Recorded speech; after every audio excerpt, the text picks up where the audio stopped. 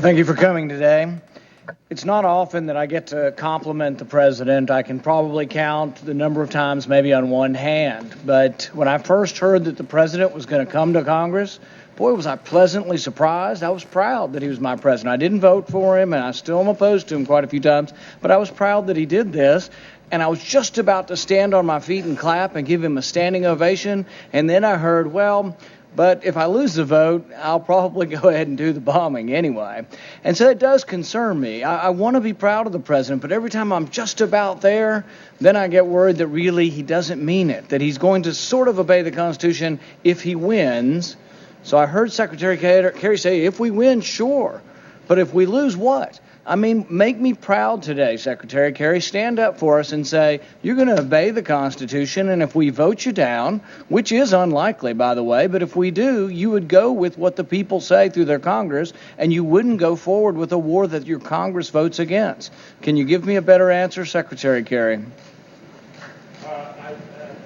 I can't give you a different answer than the one I gave you. I don't know what the president's decision is, but I will tell you this. It ought to make you proud because he still has the constitutional authority, and he would be in keeping with the Constitution.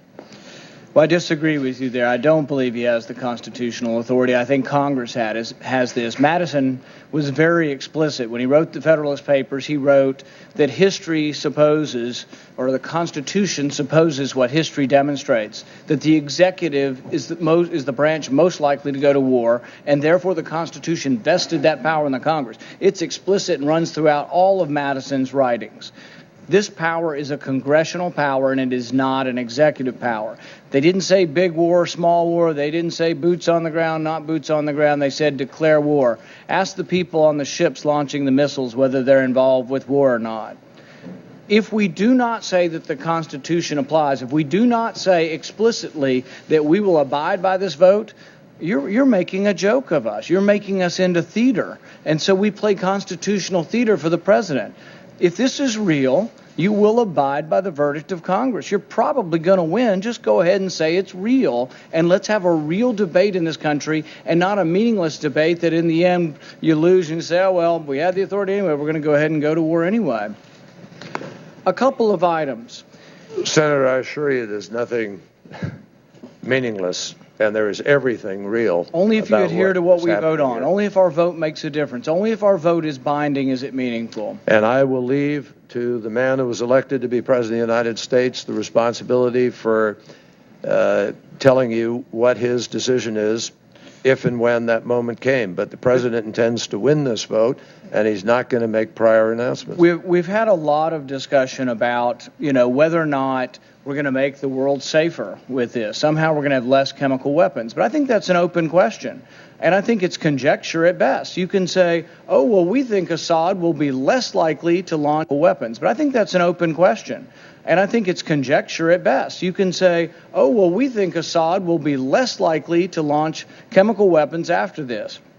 We may be able to degrade his capacity somewhat. He's got 1,000 tons. We're going to wipe it out. Most reports I hear say we're not even probably going to directly bomb chemical weapons because of what might happen to the surrounding population. So my guess is he still will have the ability. Most people say Assad acted very illogically. Why would he release chemical weapons on his own people when it brought the anger and enmity of the entire world? So he's already acting irrationally or illogically. Now we're going to deter him, and he's going to act in a rational manner. I think it's equally likely that he either does it again or he doesn't do it. I don't think you can say for certain which is better. I don't know that we can say that by attacking them, he's not going to launch another chemical attack. Will the region, I got a few of them, then I'll stop. Will the region be more stable or less stable? We all say we want stability in the Middle East, and stability in the Middle East is a national interest for our country. Will it be more stable or less stable?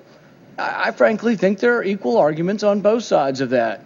Will Israel be more likely to suffer an attack on them, a gas attack or otherwise, or less likely? I think there's a valid argument for saying they'll be more likely to suffer an attack if we do this.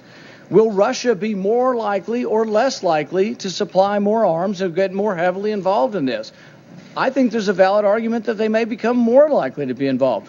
Iran, more likely or less likely to be involved with this. If Iran gets involved, more likely or less likely that Israel launches a reprisal attack on Iran. There are all kinds of unknowns that I can't tell you absolutely the answer, and neither can you, but I think there's a reasonable argument that the world may be less stable because of this, and that it may not deter any chemical weapons attack. So what I would ask is, how are we to know? How are we to go home? I haven't had one person come up to me and say they're for this war. Not one person. We get calls by the thousands. Nobody's calling in favor of this war. I didn't meet one. I was home all month. I went to 40 cities. I didn't have one person come up and say, do they all agree it's a horrendous thing? Yes, we all agree that chemical attack's a horrendous thing, but people are not excited about getting involved. They also don't think it's going to work. And they're skeptical of what will occur with this. But I'd appreciate your response and try to reassure the rest of us, one, that the vote is meaningful and valid, that you'd adhere to it, and also that you're convinced that all of these different items will be better, not worse, by this attack. Well, Senator, I'd be very happy to do that. Will Israel be more likely to suffer an attack, or will they be safer? Will they be less safe? I can make it crystal clear to you that Israel will be less safe unless the United States takes this action. Iran and Hezbollah are two of the three biggest allies of Assad. And Iran and Hezbollah are the two single biggest enemies of Israel.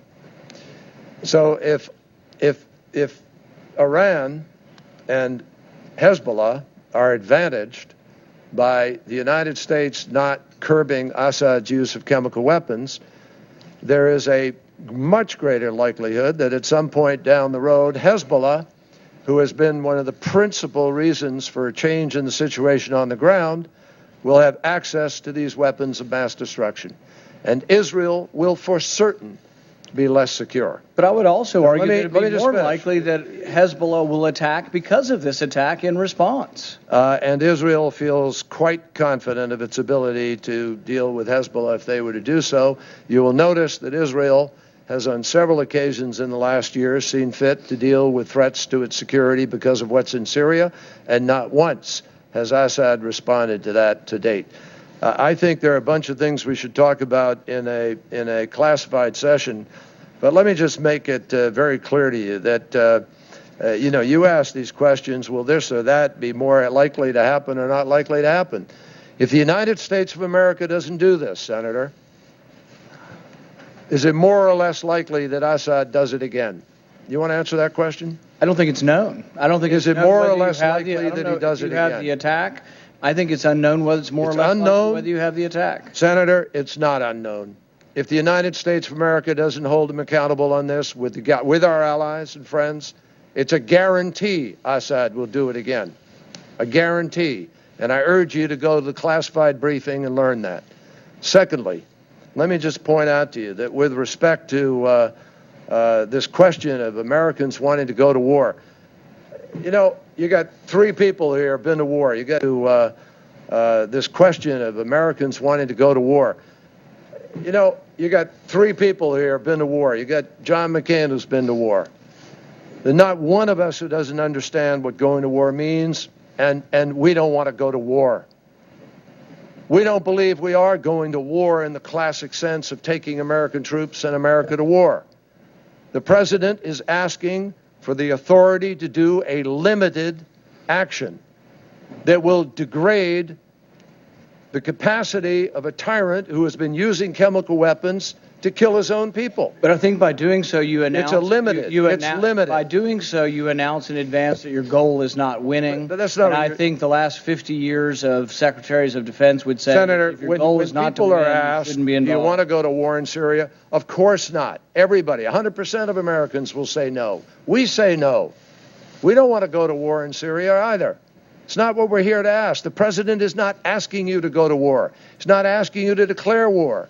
He's not asking you to send one American troop to war. He's simply saying we need to take an action that can degrade the capacity of a man who's been willing to kill his own people by breaking a nearly 100-year-old prohibition? And will we stand up and be counted to say we won't do that? That's not, I just don't consider that going to war in the classic sense of coming to Congress and asking for a declaration of war and training troops and sending people abroad and putting young Americans in harm's way. That's not what the president is asking for here. General, do you want to speak of that, all to that? No, not really, Secretary. Thank you for offering. I'd pull the rug out from under there. Great. Thank you to all of you. This has been a good discussion. I want to echo what Senator Paul, Senator Durbin, and others have said.